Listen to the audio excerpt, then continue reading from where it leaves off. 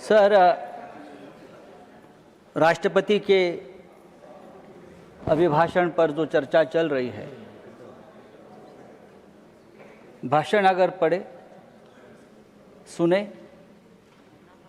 तो भी लगता है कि जैसे प्रोफेसर साहब ने कहा कि देश की स्थिति ठीक नहीं है। लेकिन ठीक लगता है जो हमारे सामने महान देशभक्त मंडली बैठी है, उनको लगता है कि सब कुछ ठीक है। राष्ट्रपति देश की संवैधानिक प्रमुख है, तो भाषण के हर पैरा में राष्ट्रपति जी कहते हैं कि मेरी सरकार, मेरी सरकार, मेरी सरकार। लेकिन जिनको ये मेरी सरकार कहते हैं, सरकार पाखंडी है। ये सरकार पाखंडी है, झूठी है और गैर जिम्मेदारी भी है। तो कहा ये ऐसी सरकार को राष्ट्रपति जी मेरी सरकार कहते हैं, तो संविधान के खिलाफ है। जो सरकार गैर संवैधानिक तरीके से बैठी है हर राज्य में, सर इस देश में मैं यहाँ से सुन रहा था डेमोक्रेसी की बात करते, कहाँ डेमोक्रेसी देश में बची है? न जुडिशरी है, न सोशल जस्टिस है। हाई कोर्ट और सुप्रीम कोर्ट सरकार की कठपुतलियां बन गई है। कहाँ न्याय मिलता है?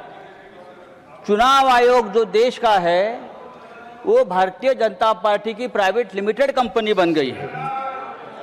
कहाँ न्याय मिलेगा आपको? सोनम वांगचुक कहाँ है? सोनम वांगचुक कहाँ है? आप देशभक्त है ना, आप मुझे बताइए सोनम वांगचुक का क्या हुआ? उनकी हालत क्या है? क्या वो जिंदा भी है? मुझे मालूम नहीं। कहाँ है वो?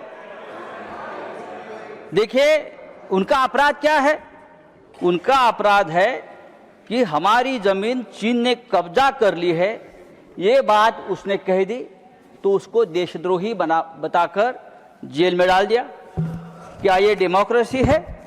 मुझे लगता है सर ये डेमोक्रेसी की व्याख्या, डेफिनेशन नहीं है। राष्ट्रपति के भाषण में वही घिसी पिटी घोषणाएं हैं। नई बात क्या है आप मुझे बताइए। इतने साल से हम देखो गरीबों को सबसे ज़्यादा रोजगार देने वाली मनरेगा, आपने नाम तो बदल दिया, लेकिन रोजगार की गारंटी भी आपने कम कर दी है। किसानों को रोजगार मिलता था वो गारंटी आपने कम कर दी। हमारे मराठवाड़ा, महाराष्ट्र में मराठवाड़ा में 2025 में 3000 किसानों ने आत्महत्या की है। 3000। सर देखो आप सुनने की आदत रखनी चाहिए। आप सत्ताधारी है, आपकी सरकार है, आपको हमारी बात सुनने की अगर आप आदत डालें तो डेमोक्रेसी और मजबूत हो जाएगी। सर मैं और एक बात आपके सामने रखता हूँ। ये सरकार पूरी तरह से भ्रष्टाचारियों से घिरी है। पूरे देश भर के भ्रष्टाचारी एक साथ लाकर अपने सरकार बनाते हैं, सरकार तोड़ते हैं, सांसद को विधायक खरीद लेते हैं। हम चुनकर लाएंगे, आप रेडीमेड खरीद लेंगे। पहले नेताओं को हम बनाते थे, अब नेताओं को हम खरीद लेते हैं। यह आपकी डेमोक्रेसी है। सर आज मुझे अजित पवार जी की याद आ रही है। फिर हमारे बड़े नेता थे महाराष्ट्र के, आपके साथी भी रहे हमें आज बहुत सालों से, 3 साल से।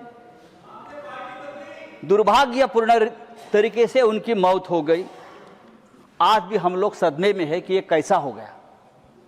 इतना एक दमदार आदमी, जिस तरह से उनकी मौत हो गई, दुर्घटना हो गई, आज भी हम लोग सदमे में। अजित टाइम में खत्म हो गया, ठहरो सर। अजित पवार के ऊपर 70,000 करोड़ के सिंचाई घोटाले का आरोप किया था आपकी सरकार ने, आपकी सरकार ने किया।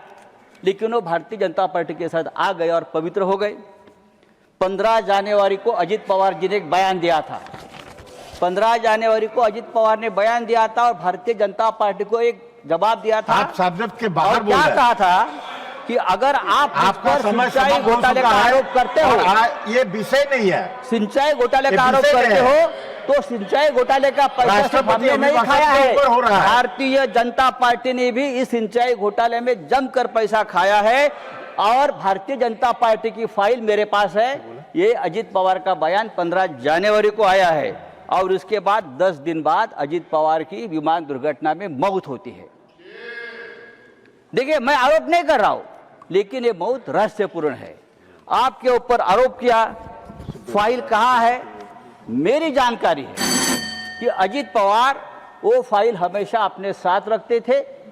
जब मुंबई से वो निकले बारामती में, तब भी वो फाइल उनके पास थी और आधे घंटे में अजित पवार जी की दर्दनाक मौत हो गई। उसकी जांच होनी चाहिए और ये जांच इस तरह से होनी चाहिए, एक इंडिपेंडेंट जुडिशियल इंक्वायरी होनी चाहिए कि ये क्या है। धन्यवाद। ये सब्जेक्ट नहीं है। भ्रष्टाचार का आरोप मुझे तो जस्टिस लोया की याद आ गई। मुझे जस्टिस लोया की याद आ गई। जब अजित पवार का एक्सीडेंट मैंने देखा तो मुझे जस्टिस लोया की याद आ गई। क्या इस प्रकार का कोई हादसा तो नहीं होगा? देखिए, सुनने की आदत रखो। ये डेमोक्रेसी है, आप सुनने की आदत रखो। सर, आपकी सरकार अगर डेमोक्रेटिक तरीके से धन्यवाद आई है। धन्यवाद सर, 1 मिनट दीजिए। नहीं, 1 मिनट भी नहीं है अभी। सर, हाउस एडजॉर्न करना है। सर, समाप्त कीजिए। ये सरकार हिंदुत्व की बात करती है, लेकिन इस देश में सबसे ज्यादा तकलीफ में अगर कोई होगा तो हिंदू है।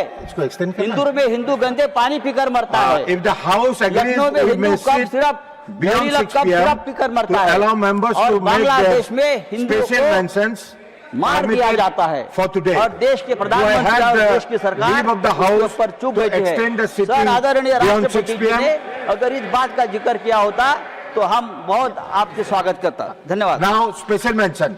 आपके मोबाइल पर तुरंत आएगी ब्रेकिंग न्यूज। स्क्रीन पर सबसे पहले दिखेगी बड़ी खबर। देश दुनिया की हर खबर एक जगह। अब आपके मोबाइल पर तुरंत फटाफट इंस्टॉल कीजिए न्यूज नेशन ऐप और रखिए खुद को अपडेट।